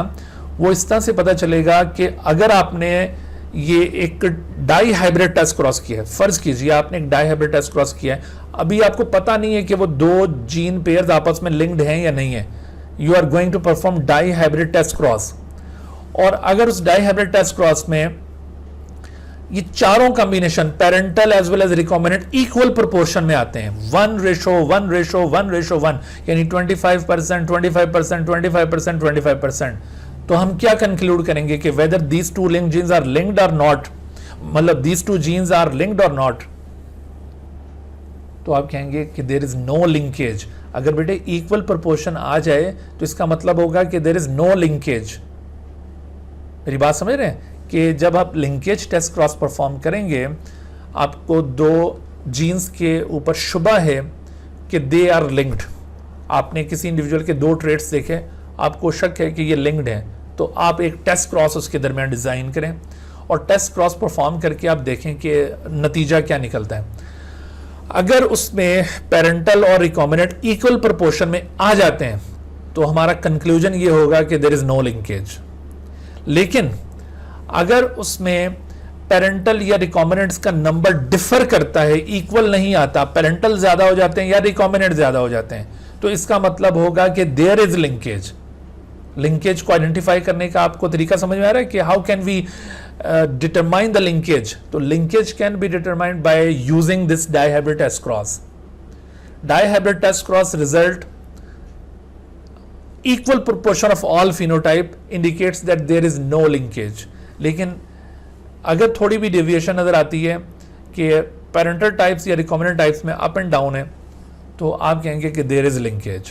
ओके, अच्छा, लिंकेज तो मौजूद है, लेकिन कौन सी linkage? If more parental types are there or less recombinant, the linkage type will be coupling phase. Or if the more recombinant types are produced and less parental, the repulsion phase type of linkage is there. देखो, आपने इस dihybrid test cross से एक चीज क्या conclude की कि linkage है या नहीं। अगर है, फिर दूसरी चीज क्या कंक्लूड की, कौन सी किस्म की लिंकेज है, कपलिंग फेज की लिंकेज है या रिपल्जन फेज की लिंकेज है, ये दूसरी बात कंक्लूड हुई। तीसरा एक और चीज भी हम पता चला सकते हैं कि whether the linkage is complete linkage या टाइट लिंकेज या इनकम्प्लीट और पार्शियल लिंकेज। देखो, दो तरह की लिंकेज होती है, एक को कहते हैं हम टाइट लिंकेज या इसको कंप्लीट लिंकेज भी कहते हैं, कंप्लीट लिंकेज, और दूसरी लिंकेज को कहते हैं वीक या इनकम्प्लीट या पार्शियल लिंकेज। इनकम्प्लीट या इसको पार्शियल लिंकेज भी कहा जाता है। अब इन दोनों में कैसे डिस्टिंग्विश होगा कि whether the tight linkage is there or weak linkage is there? देखो, टाइट या कंप्लीट लिंकेज उस सूरत में होगी अगर आपके पास सिर्फ और सिर्फ पेरेंटल टाइप्स प्रोड्यूस होते हैं, रिकॉम्बिनेंट टाइप बिल्कुल प्रोड्यूस ही कोई नहीं हो रहे। पेरेंटल टाइप कब ज्यादा होते हैं भाई, कपलिंग फेज में या रिपल्जन में? क्या मैंने समझाया अभी? कपलिंग में। और अगर आपके पास कपलिंग फेज टाइप की लिंकेज पता चल गई और उसमें सिर्फ पेरेंटल ही प्रोड्यूस, रिकॉम्बिनेंट एक भी नहीं आया, तो इसको हम कहेंगे कि there is tight coupling phase linkage, tight linkage. और अगर आपके पास ये parental as well as recombinant आते हैं बट पेरेंटल ज्यादा हैं, तो ये वीक लिंकेज होगी, लेकिन होगी कपलिंग फेज की। पेरेंटल ज्यादा होने चाहिए तो फिर ये कपलिंग फेज है, और अगर सारे पेरेंटल हैं तो फिर ये कपलिंग फेज की कौन सी लिंकेज है? टाइट। और अगर ये पेरेंटल टाइप्स के साथ थोड़े से रिकॉम्बिनेंट भी आ जाते हैं तो इसको हम कपलिंग फेज टाइप की कौन सी लिंकेज कहेंगे? वीक। लेकिन दूसरी तरफ अगर आपके पास सिर्फ रिकॉम्बिनेंट आ जाते हैं, कोई पेरेंटल आता ही नहीं है, आपने डाइहाइब्रिड टेस्ट परफॉर्म किया, only recombinants are produce, no parental types are produce, तो it means that there is tight linkage. But कौन से वाली टाइट लिंकेज? रिपल्जन टाइप की टाइट लिंकेज है। और अगर आपके पास रिकॉम्बिनेंट थोड़े ज्यादा बट पेरेंटल कम है, तो ये वीक टाइप की रिपल्जन लिंकेज है। तो ये इस तरह से linkage can be distinguish with the help of this dihybrid test cross. ठीक है जी, ये सारी चीजें हमें इस टेस्ट क्रॉस से पता चलती हैं। तो अब इस हवाले से देखो, ये सवाल आपसे पूछा जा रहा है, if you perform test cross for two genes and you find out 100% parental types individuals in the offspring, what will you conclude about linkage of those two genes? Genes are tightly linked. Genes are tightly linked. Partially linked तब होते हैं जब parental type भी थोड़े से आते हैं, और there is no linkage ये तो तब होता है जब equal proportion होता है। और कैन नॉट बी प्रिडिक्टेड, ये तो हो ही नहीं सकता भाई, हम इजीली प्रिडिक्ट कर सकते हैं, इतनी मेहनत से ये टॉपिक सीखा है भी हमने, तो प्रिडिक्ट तो कर सकते हैं ना। तो यहाँ पर sir there is no linkage between them, फिर कब होना था there is no linkage between them? अगर बेटे पेरेंटल और रिकॉम्बिनेंट इक्वल प्रोपोर्शन में होते तो फिर कोई लिंकेज ना होती, फिर हम ये कंक्लूड करते कि there is no linkage.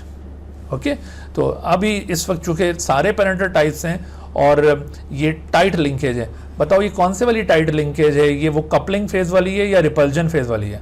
Very good, अब आप सही कॉन्सेप्ट्स पर पहुंचे हैं। ठीक है, सब बच्चों ने इस बात को अच्छी तरह ज़हनशीन कर लेना है। अब इस सवाल का जवाब दीजिए, if you perform test cross for 2 genes and you find out the 100% recombinant individuals in the offspring, what will you conclude about linkage of those 2 genes? tightly linked. Again tightly linked, लेकिन अब linkage कौन सी किस्म की होगी? Recombinant नहीं, coupling या वो repulsion? Now the repulsion type of linkage, repulsion phase है ये। ठीक है, तो ऐसी सूरत में ये रिजल्ट बनेगा। आज तीसरा ऑप्शन, तीसरा देखिए possibility, if you perform test cross for 2 genes and you find out 75% recombinant types and 25% parental types and 25% recombinant types, what will you conclude about the linkage of those 2 genes? जी हाँ, ये partially linked हैं। और which type of linkage is there?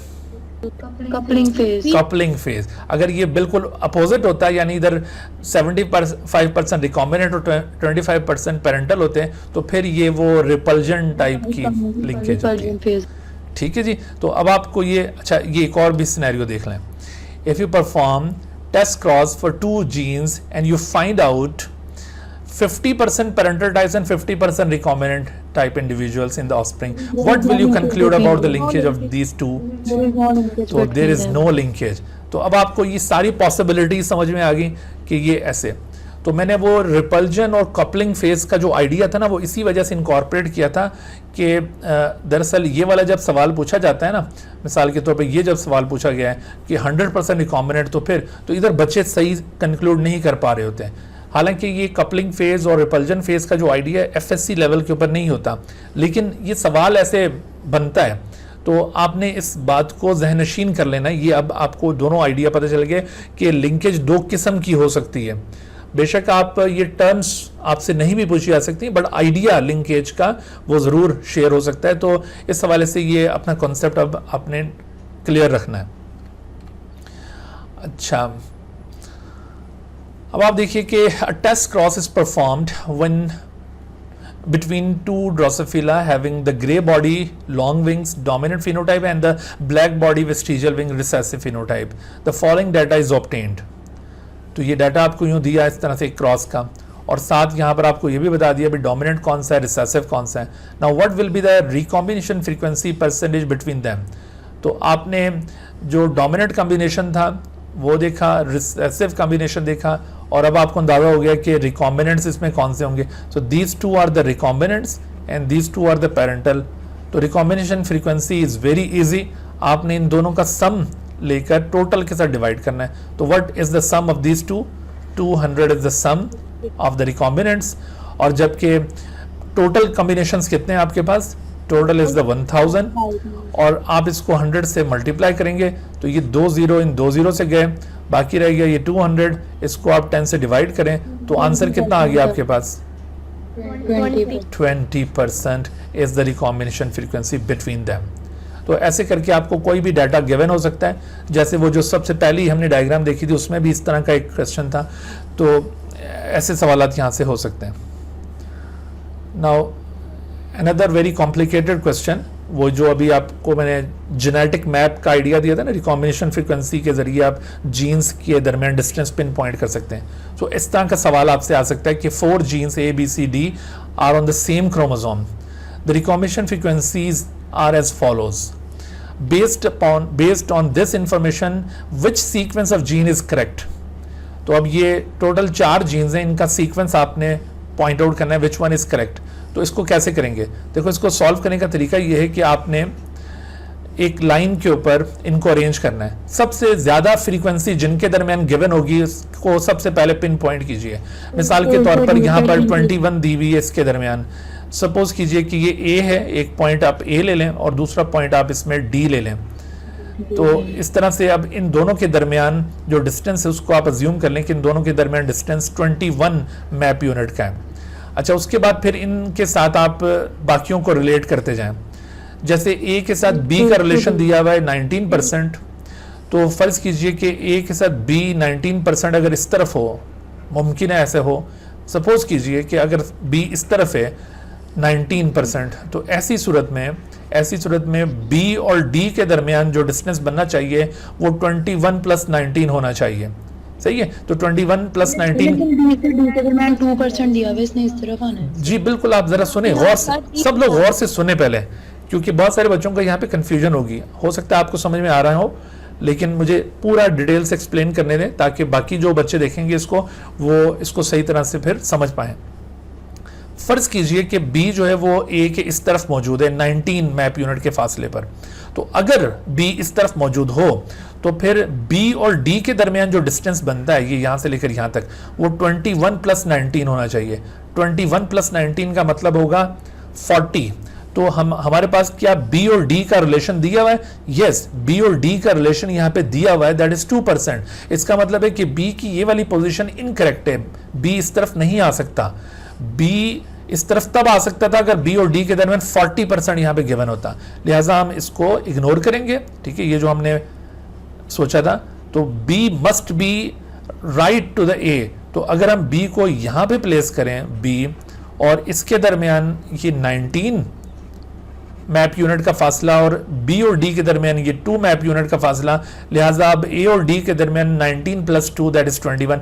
अब ये position बिल्कुल fix हो गई। समझ आ गई बात? अच्छा, अब इसी तरह से अब इनके साथ बाकियों को रिलेट करें। B के साथ C तो 14% हो सकता है, B के साथ C ये इस तरफ 14% हो। सपोज कीजिए कि B और C के दरमियान ये जो फासला है ये 14 मैप यूनिट का है। अगर ऐसा हो तो फिर D और C के दरमियान कितना होना चाहिए? D और C के दरमियान 14 में से 2 माइनस करें तो 12 होना चाहिए, जबकि D और C यानी C और D के दरमियान हमारे पास जो फासला दिया हुआ है 16 है। तो इसका मतलब है कि C की ये पोजीशन यहाँ पे गलत दी हुई है। C की ये पोजीशन यहाँ पे नहीं होनी चाहिए, C ये इस तरफ आना चाहिए। तो देखो C को हम अगर ये यहाँ पर प्लेस करते हैं, दिस इज द C, और B और C के दरमियान कितना फासला अज्यूम किया हमने? B और C के दरमियान कहाँ गया? ये 14। तो ये 14 है, तो B और D के दरमियान 2 था, 2 + 14 यानी 16।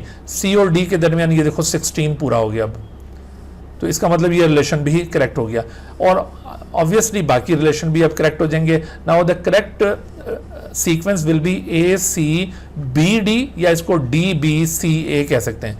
तो ACBD कहां पर है? ACBD is given in the C option, so this is the right one. जी आप पूछिए, किसमें कोई कंफ्यूजन है? इसको DBCA भी कह सकते हैं। DBCA भी करेक्ट हो सकता था अगर वो गिवन होता तो, यानी आपने इसको यूं लेफ्ट से अगर ये ऐसे करके ऑप्शन कोई दिया होता है ना, DBCA, तो अगर आपसे पूछा जाता कि ये करेक्ट है तो हम इसको भी करेक्ट मानते, क्योंकि ये भी तो सीक्वेंस बन रहा है ना, DBCA। हाँ जी, तो इसमें अब कोई कंफ्यूजन तो नहीं रही?